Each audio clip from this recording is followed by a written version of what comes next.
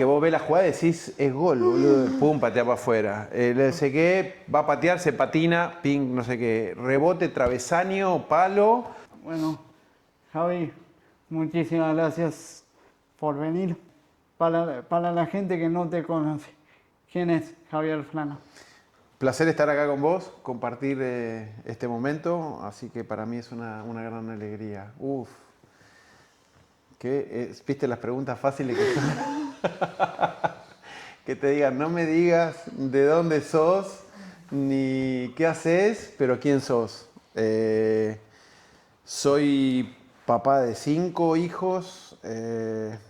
Nací en la ciudad de Rafaela, provincia de Santa Fe. El tenis fue casi una casualidad en mi vida, fue mi compañero de vida toda la infancia. El destino quiso que me convierta en jugador profesional sin haberlo, eh, te diría, soñado. Lo empecé a pensar sobre el final, pero eso hizo que mi deporte sea un juego realmente hasta que se convirtió en una profesión. Y después soy un amante de las cosas simples de la vida. Estar en casa, acompañar a los hijos, ayudar. Y me encanta, obviamente, transmitir lo que uno pueda con relación al tenis. ¿Y cómo manejas el hecho de ser capitán y tu familia? La familia es algo con la que uno comparte plenamente lo que hago, ¿no? La capitanía llegó en un momento, como muchas veces lo comenté, de una manera que no lo esperaba. Pensé que eso ya era algo que no estaba por mi camino. Cuando se cruzó, obviamente que empecé a hacer todas esas evaluaciones, pero yo creo que en el equilibrio de las cosas es donde uno encuentra lo mejor de la vida, ¿no? El hecho de tener los afectos, el hogar y la parte profesional, hoy por hoy creo que es el mejor de los equilibrios, porque te permite poder estar de manera plena en ambas funciones. La capitanía es algo que disfruto mucho, sobre todo en el hecho de poder estar al servicio de los jugadores, de poder acompañarlos, de poder estar a disposición de ellos, ayudarlos a que ellos les vaya bien. Así que, como te imaginarás, el tenis argentino en estos días está celebrando todos los muy buenos resultados que hubo en estas semanas. ¿Y cómo ves al tenis argentino hoy en día? El tenis hoy está con unos resultados increíbles. Arrancó la gira de polvo de ladrillo con con muy buenos resultados, afortunadamente. Claramente tuvimos un tropiezo ahí en la Copa Davis en la primera ronda, pero en términos generales ha sido un año hasta ahora súper fructífero.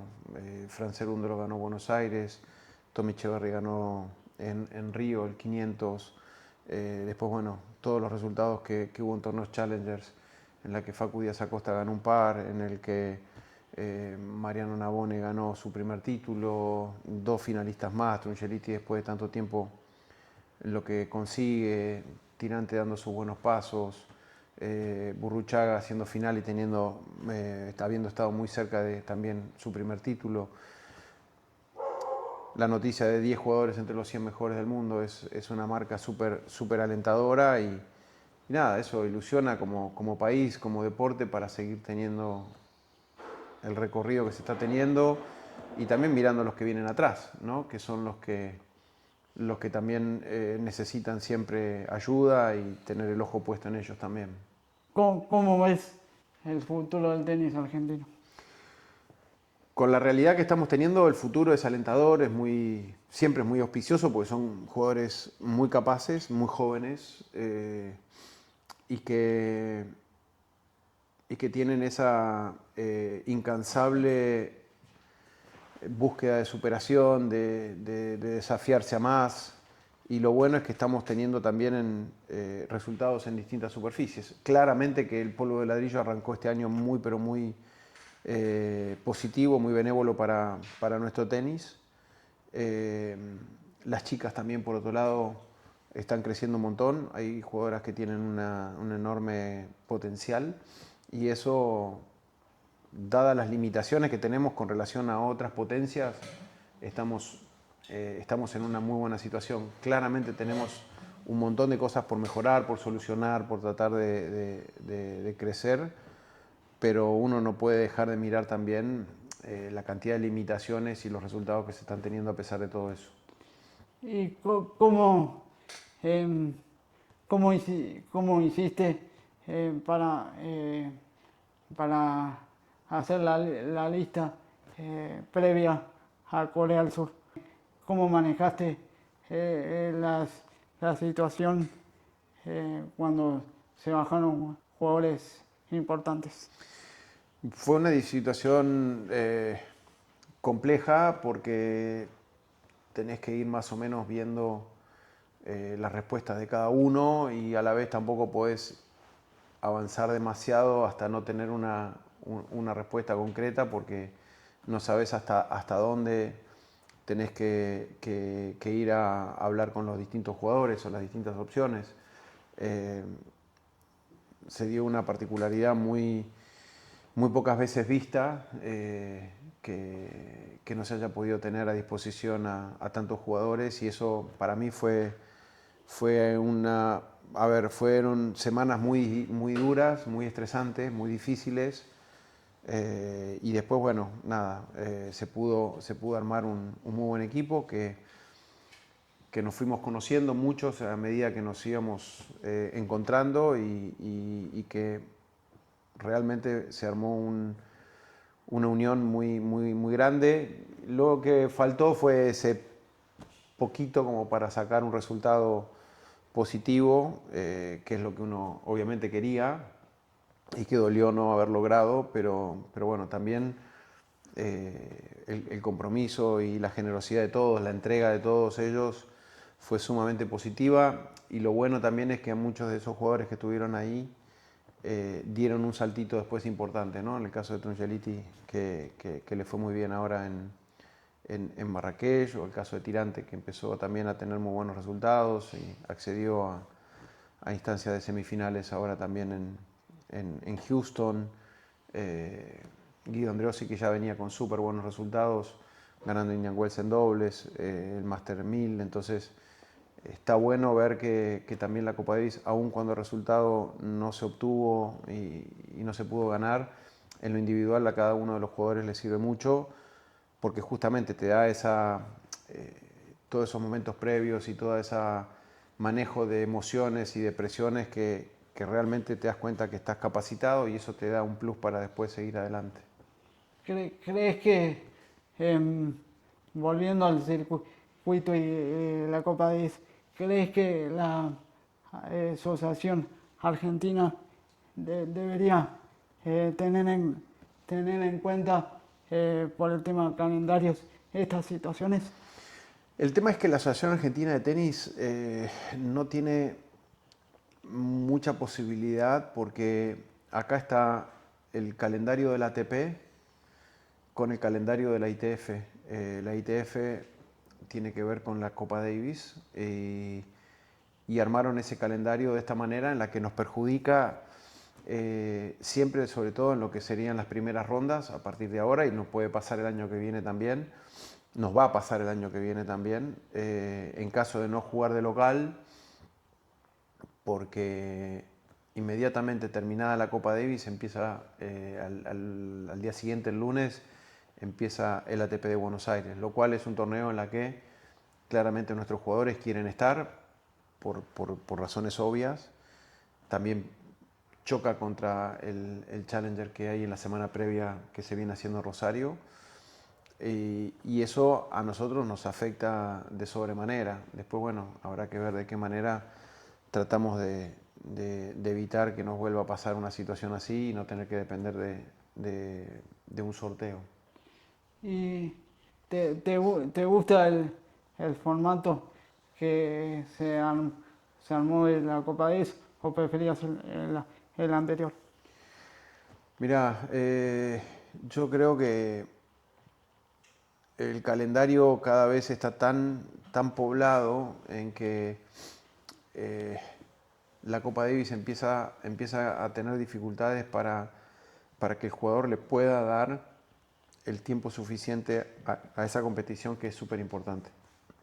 Estamos hablando que es el torneo por equipo más importante del planeta, pero a la vez los jugadores también a veces tienen otras prioridades y otras obligaciones, porque en el día a día de ellos hay momentos y hay partes que el año es importante, y en esto choca, porque tal vez para el tenis argentino, si la Copa Davis, la primera ronda, chocase contra otro torneo, tal vez no sería tan difícil para ellos tomar la decisión de estar presente. Entonces, es algo que no es fácil de solucionar, pero que el formato claramente le tienen que buscar una solución.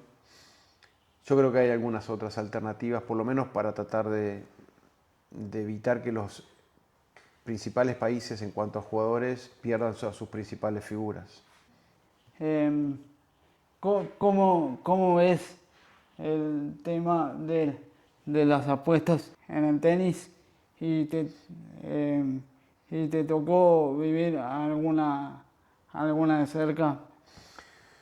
El tema de las apuestas es un flagelo que lamentablemente castiga mucho, y sobre todo en los niveles donde los ingresos no son tan altos, y ahí donde creo que hacen un poco más de foco para tratar de tentar y de generar todo lo que ya sabemos que genera.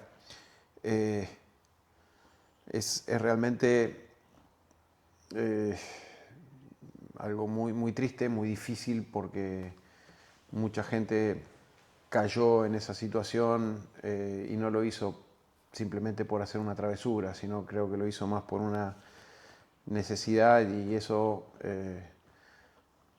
claramente hay que tomar una conciencia de lo que significa, del riesgo que uno corre, que obviamente está muy mal hacerlo bajo cualquier circunstancia, y el circuito también estar atento, ¿no?, a estas cuestiones a veces contradictorias, ¿no?, que por un lado están la tentación de las apuestas, o de los apostadores, o de los agentes estos a los jugadores, pero a la vez también son marcas que están muy cerca del deporte y como sponsor de ellos, pero para eso hay que tener una conciencia de lo que significa, de lo que es.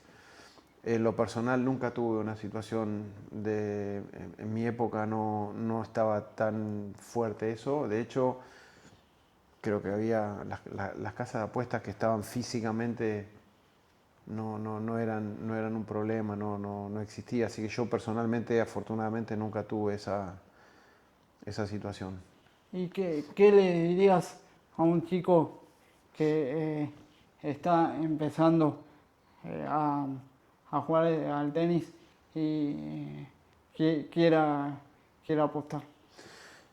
Lo que le podría decir es, como cualquier persona, que no se debe hacer esas cosas, no están bien hechas, que no están bien, eh, y que son muy arriesgadas, porque también no es solamente el acto, sino también el riesgo que conlleva para ese jugador, porque después también puede quedar atrapado en algo peligroso, en algo difícil.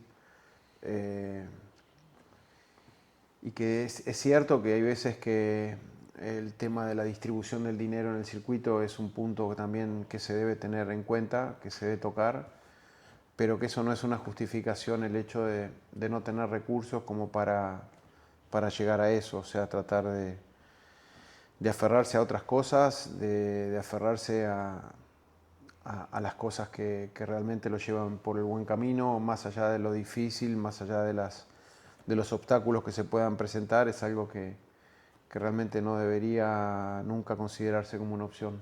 ¿Qué aspectos tenés en cuenta para elegir a los jugadores?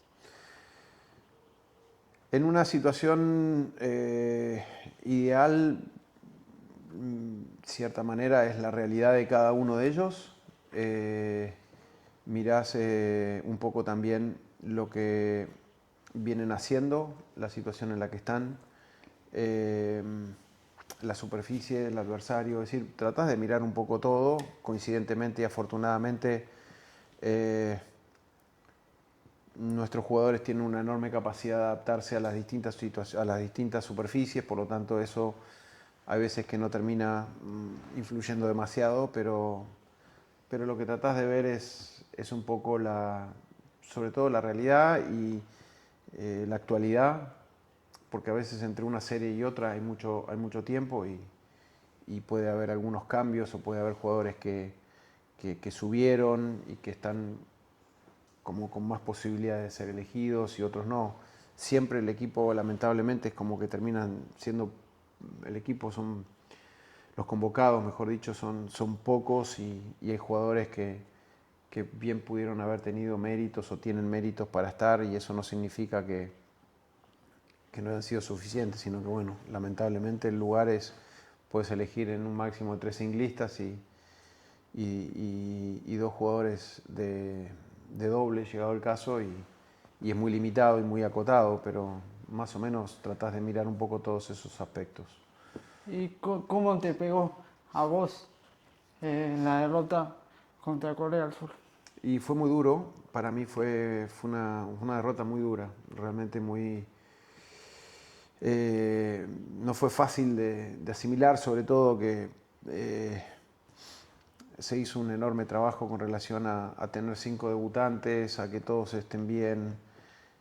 Fueron esas series donde realmente a veces te das cuenta de cómo son los caprichos del deporte, ¿no? Cómo son esas situaciones en la que se dio un poco cruzado, donde nació todo un poquito torcido, pero después cuando llegás a estar ahí cerca, tenés todas las situaciones, o sea, todos los vientos soplaron en contra, cruzados, los adversarios que no venían jugando bien, que tenían una gran historia, pero que no venían con buena realidad, se reencontraron con las mejores versiones, después volvieron un poco a sus realidades, y es como que todos los momentos, cómo se fueron dando y cómo lo cerca que se estuvo, hace que sea muy doloroso. En lo personal me pegó anímicamente, soy muy sincero con eso, y la verdad que la padecí un montón, sobre todo porque quería que los chicos que estuvieron ahí, esos 5 debutantes, sentía que se merecían sacar esa serie adelante, que se merecían vivir la experiencia del objetivo logrado. De todas maneras, fue positivo para ellos en cuanto al crecimiento que tuvo cada uno, porque se vio reflejado en los resultados que tuvieron después en el circuito, y eso a mí me da como un alivio muy grande también, porque la idea y lo que yo más quiero es que a ellos les vaya bien. ¿Cómo te ves vos para cuando juegue Argentina-Turquía? Será en septiembre, todavía queda un camino largo por recorrer, empieza recién el polvo de ladrillo para ellos en el circuito. Para que se ubiquen, esto es la semana posterior al Abierto de los Estados Unidos, por lo tanto, en este momento claramente que uno está en el seguimiento de cada uno de ellos, los jugadores están muy metidos en lo que les toca, en tratar de continuar su carrera profesional, de tener sus resultados deseados o planteados, y eso es por ahora lo que lo voy siguiendo. Claramente que es una serie que tenemos la obligación, que queremos ganar y que necesitamos ganar, así es que en ese sentido estamos muy concentrados con eso. Ahí voy a estar alentándolos. ¿Qué haces como capitán cuando no está la Copa Davis? Estoy en contacto con los jugadores, los sigo, voy a estar tratando de verlos in situ viajando a algunos torneos, y también lo que trato de hacer es estar ayudando un poco a los chicos más jóvenes, ayudarlos un poco también a apuntalarlos, a tratar de darles un aporte en este camino tan difícil que tienen por delante, pero que tan auspicioso porque es parte del futuro de nuestro tenis y es estar atento también a darles una mano en cuanto al desarrollo de los jugadores de nuestros futuros. Se podría saber cuáles van a ser esos torneos que va a salir. Idealmente, bueno, Roland Garros voy a ir y tal vez este año también trate de estar en Wimbledon, que el año pasado no fui, pero teniendo en cuenta un poco ciertas opciones de Copa Davis, quiero estar cerca también y verlos en otra superficie, cómo se van respondiendo cada uno de ellos. Perdón, yo aprovecho este parate. Javi, ¿vos te piden que vayas? O sea, ¿es parte de tu responsabilidad como capitán o lo decidís vos? No, lo decido yo. Bien. Cuando vas, ¿tenés acceso a hablar con ellos personalmente o algo? ¿O ves el partido como un hincha más? No, los partidos los veo como un hincha más, o sea, yo voy. A la tribuna. O sea, sí, estoy en la tribuna viéndolos. Eventualmente alguno te dice venite cerca o venite acá. A ver, podría no ir, es un acuerdo, también la asociación entiende que está bueno estar, sobre todo para tener una proximidad con ellos, porque puedes, tratás de no interferir, de no molestar, de no incomodar, de no estar ahí, viste, en lugares donde tal vez, o en momentos en los que son privados de ellos, pero por otro lado también tratás de verlos entrenar, de verlos competir, de que haya esa familiaridad, viste, y que no pase tanto tiempo porque hay veces que hay pormenores que te los vas salteando, que no tienen que ver con la elección, tienen que ver con esto de ayudar y de estar pendiente y de hacer un seguimiento y estar a disposición. Entonces, si mañana alguien te plantea y te dice, ¿te acordás cuando hablamos en Roland Garros que estaba con este tema? Bueno, ahora eso me pasa que se disparó para este lado, pasó para allá. Entonces, tiene que ver más con eso y con el ir más o menos estando cerca de ellos, que te vean que estás cerca, que estás en contacto, que vas entendiendo un poco la realidad de cada uno de ellos. ¿Crees que el ATP de Buenos Aires tiene que ser 500 para vos? Mira, no estoy muy metido en cómo debería ser el calendario, no. Obviamente que todo lo que sea un crecimiento en la categoría uno lo celebra y el torneo de Buenos Aires tiene una enorme, no solamente tradición, sino tiene una enorme realidad, tiene una capacidad de evolución realmente muy marcada, que hizo diferencias con relación a otros torneos de la misma categoría, logró que muchos jugadores realmente sientan la curiosidad de venir a jugar, de venir a vivir esa experiencia, el público que también le da un tinte muy especial porque realmente en Argentina se vive el tenis de una manera muy fuerte, la gente disfruta, la gente sabe mucho de tenis, sigue, ve y, y creo que si eso para el crecimiento el próximo paso es un 500, bienvenido. Están, me imagino que súper preparado en todo sentido para recibir un torneo también de esa jerarquía y como insisto, si es algo si es por merecimiento, me parece que se lo recontramerecen. Y volviendo a lo que te decían acá, ¿qué opinión tenés sobre el coaching? ¿El coaching durante los partidos? Sí. Eh, Me parece que está bien como está. Entiendo que hay algunos jugadores o algunas personas que entienden que es el uno contra uno y que es la parte entretenida de la batalla de uno contra el otro y sus propios recursos sin ayuda exterior. Pero también me parece que a veces la ayuda del entrenador de afuera puede hacer que el espectáculo sea mejor, que el partido sea mejor, que un jugador pueda recomponerse o pueda encontrar algo que tal vez no está viendo. Respeto las dos miradas.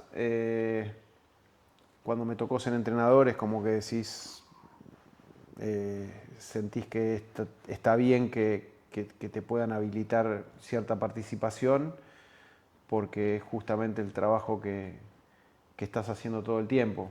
Pero por otro lado, respeto mucho cuando históricamente el deporte fue como una lucha entre dos que se van a medir sus fuerzas no solamente tenísticas, sino físicas y mentales y estratégicamente se tengan que resolver las cuestiones ahí adentro y sea una batalla del uno contra uno, pero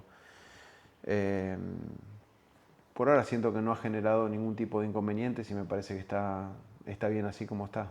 ¿Y cómo es el tema físico a comparación con tu época?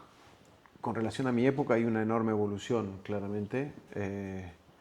Hoy tienen una metodología de trabajo, entrenamientos, tienen una diferencia en cuanto a la evolución de esos aspectos que hace que el juego sea más rápido, que el juego sea mucho más vertiginoso, mucho más potente, pero es propio de la evolución, creo que han tenido prácticamente en casi todas las disciplinas deportivas.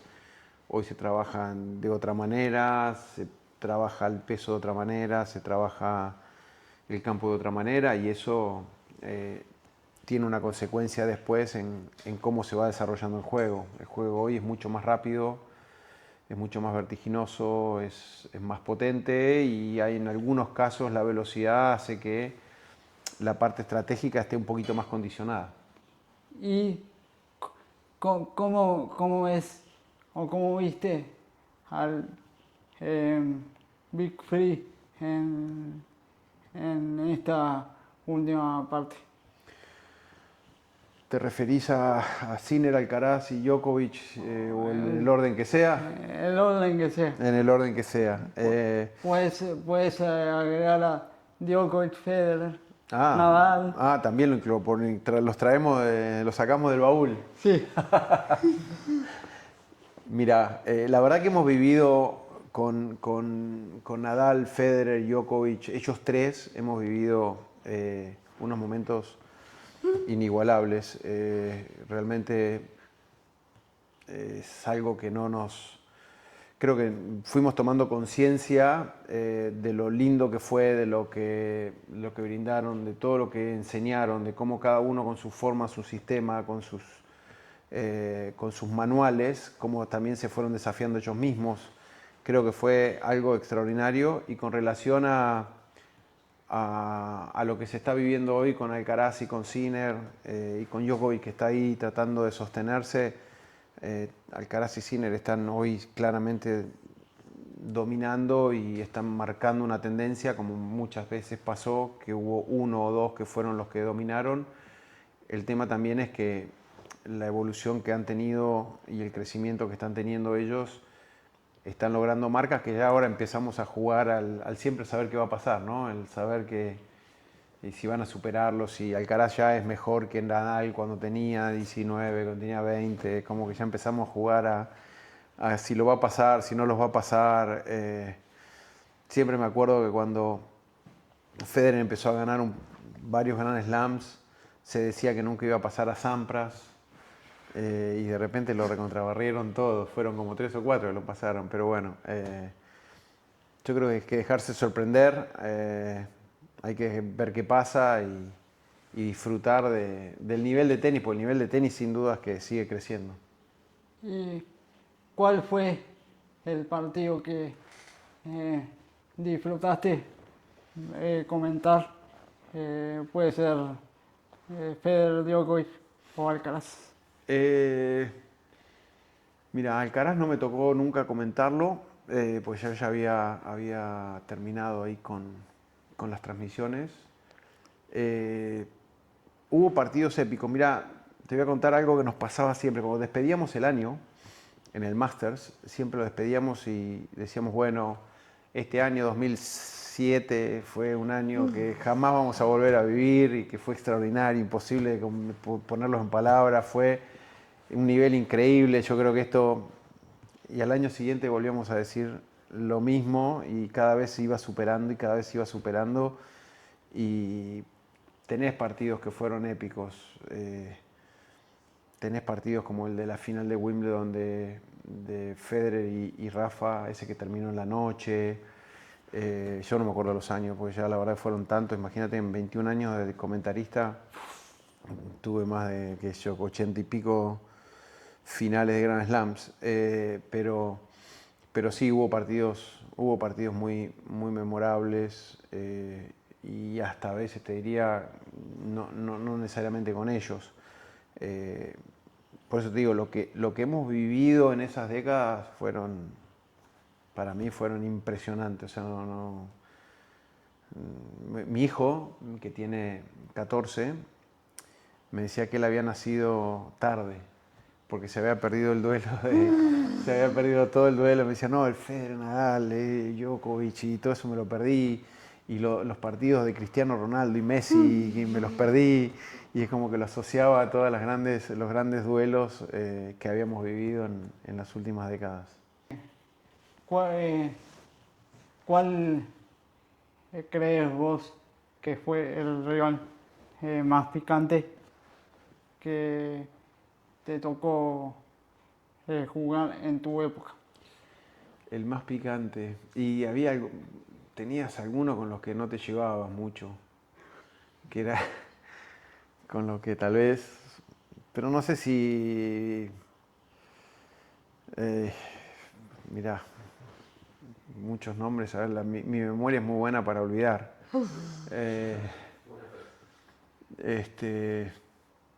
Sí me acuerdo de partidos picantes. Las Copas Davis había mucho, antes eran batallas campales, o sea, si las reglas estaban totalmente archivadas. Tuvimos con McEnroe tuve un partido, un dobles que perdimos en una Copa Davis en Hawái. Jugamos contra Estados Unidos, que perdimos. De hecho, creo que no ganamos ni un set en toda la serie. Pues jugó Sampras, Agassi, McEnroe y Leach. O sea, eran todos números 1. Y sí, eran todos números 1. O sea, eran 3 números 1 y McEnroe. Y nos recontraputeamos en la cancha. Y la anécdota es que en un cambio, o sea, nos puteamos, me puteó en español, yo lo puteé también, y en un cambio de lado no nos cedimos el paso contra la silla y el poste, y yo me agarré al poste porque sabía que nos íbamos a chocar, entonces me agarré al poste y ¡pah! Nos chocamos, y medio que lo tiré contra la silla, y se recontrapicó el partido, estaba pero re picante. Y su compañero en una devolución, con una pelota que le quedó flotando, me la clavó en el pecho acá. Pero me mató. Y el loco la festejó. Y entonces le digo, ¿por qué no me pegás vos? Le digo, si pegás dos así, empujale. Le hice burla como él jugaba, ¿viste? Le digo, you play así. Le digo, jugás así, todo blandito. Le digo, ¿por qué no me pegás vos? Y después cuando nos encontramos afuera del partido, como era en Hawái, era en un clubhouse muy chiquito y muy familiar. Y yo me lo encontré y es como que no sé quién nos llamó y digo, no, me voy porque me agarro a trompadas. Y el pibe viene y me dice, ya está, terminó, me dice, ya está, la batalla terminó. Y es como que, bueno, ahí me di cuenta que ellos entendían, los partidos lo entendían distinto, ¿viste? Uno era más callejero en eso, ¿viste? Te querías agarrar a las piñas ya medio enseguida y ellos entendían la competencia de otra manera. Pero bueno, partidos picantes siempre hubo, pero así de los divertidos. De hecho, después me dijo para jugar doble juntos, así que tan mal no, tanto no se había enojado. Algo le gustó. Algo le gustó, sí. ¿Qué le dirías al Javi Flana de 10 años? Uf. ¿Qué le diría a ese chiquito? Que se enoje menos. Y básicamente que sí, que la cuestión a veces es disfrutar el camino, que va a haber buenas y malas, que va a haber... Y que por sobre todas las cosas, hoy lo que le diría también es que que se anime a cambiar, a tomar decisiones, a equivocarse, por sobre todas las cosas, ¿no? Que la decisión a veces equivocada es parte del aprendizaje y es parte del crecimiento, y tal vez ese chico de 10 años creció con el hecho del viejo refrán, ¿no? El que las hace las paga. Entonces tomar una decisión, si la tomabas equivocada, había consecuencias y no se veía el aprendizaje, y eso tal vez a ese Javier más chico lo hizo más temeroso de tomar decisiones. Si bien jugaba arriesgado, pero fuera de la cancha era animarse un poco más a equivocarse sin tanto drama. Y Estás con las preguntas jodidas, ¿eh? Todo está picante, ¿eh? Estás picante hoy, ¿eh? ¿viste? Sí, está picante. Arrancaste jodido, terminás jodido. ¿Qué le dirías al Javier Plana de 30 años, de tenista profesional? Y con ese tendría que sentarme a retarlo, tendría que charlar largo y tendido con él, porque bueno, ya a los 30 había aprendido bastante. Tal vez con el profesional sí, uno cuando mira para atrás.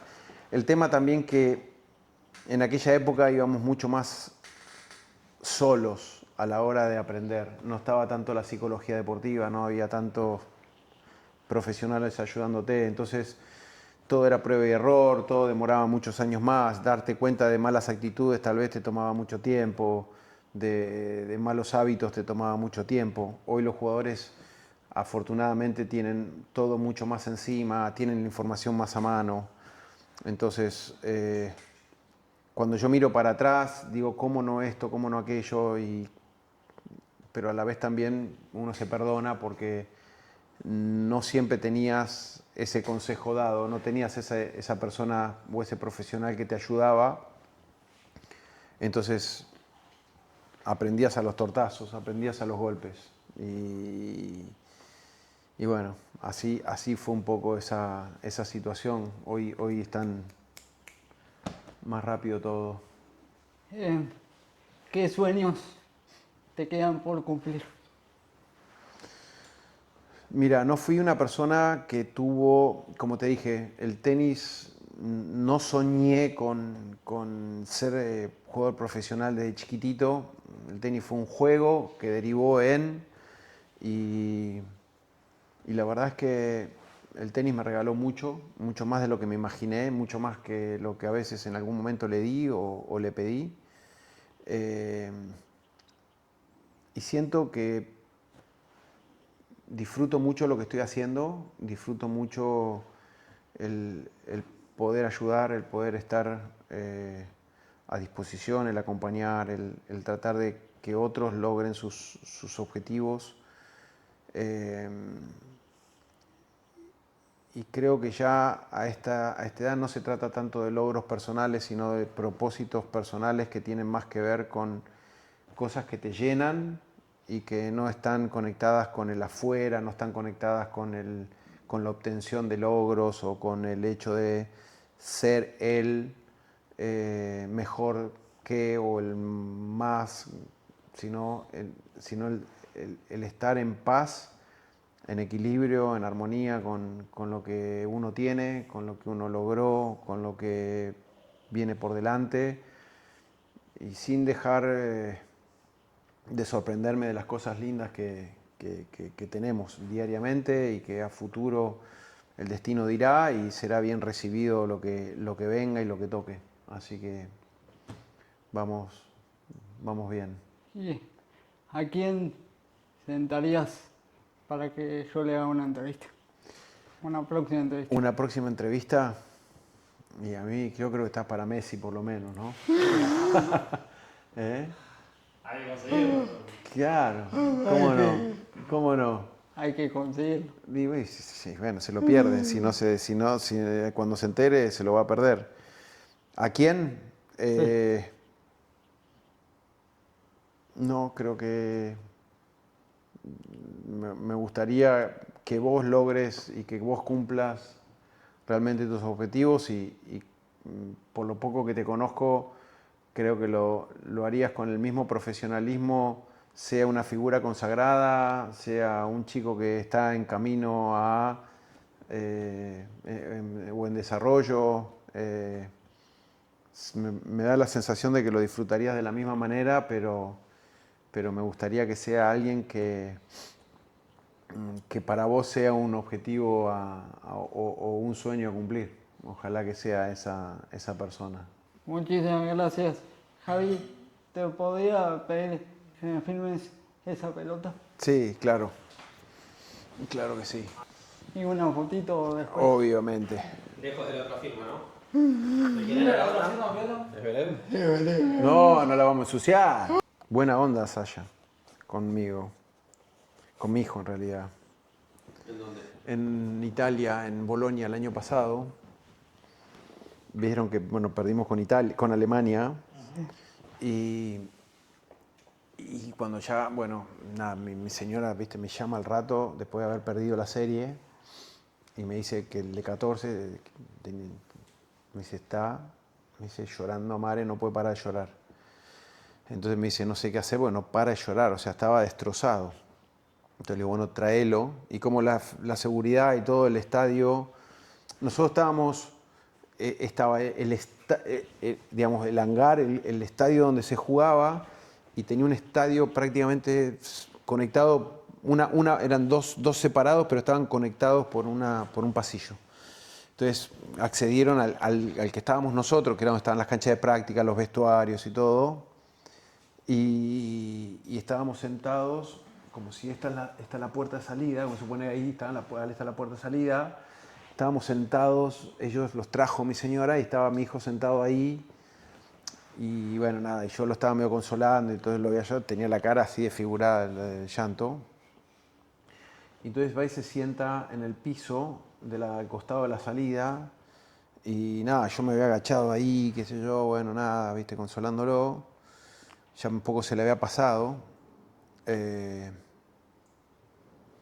Lo había llevado adentro a que vea un poquito, ya, viste, como para que vea que había algunos que ya se habían... Entonces vio que estábamos todos medio hechos mierda, entonces no se sintió que estaba tan, viste, vio que había otra gente que estaba mal también. Un poco se calma y se sienta, viene, se sienta ahí, y justo estaba Zverev que había firmado un autógrafo, no sé qué. Entonces le digo, ¿querés sacarte una foto con Zverev? Me dice, no, ni pedo, qué mierda, sos a la concha de su madre. Sí, no, se va a la mierda, no, así, que se vaya a la mierda, dice. No, ni en pedo, ni en pedo, ni en pedo. Dice, no, ni en pedo, que se vaya a la mierda, no, ni en pedo. Zverev sale, mira, lo ve, y cuando sale, ahí como se da cuenta que estaba, y vuelve. Y cuando vuelve, lo agarra y lo abraza y le dice, se merecían, vas a ver, van a tener buenos resultados, esto es así, el deporte es así, nos tocó a nosotros, pero seguro les va a tocar a ustedes, tienen un gran equipo y qué sé yo, no te pongas mal, ya vas a ver, papá. Bueno, la cuestión es que le cambió la vida, ¿viste? Porque Bien. sí, estuvo muy bien, el pibe volvió, le dedicó 2 minutitos y... Cuando vine a jugar a Buenos Aires, lo quería la gente. Después se quejó porque lo chiflaban. Sí.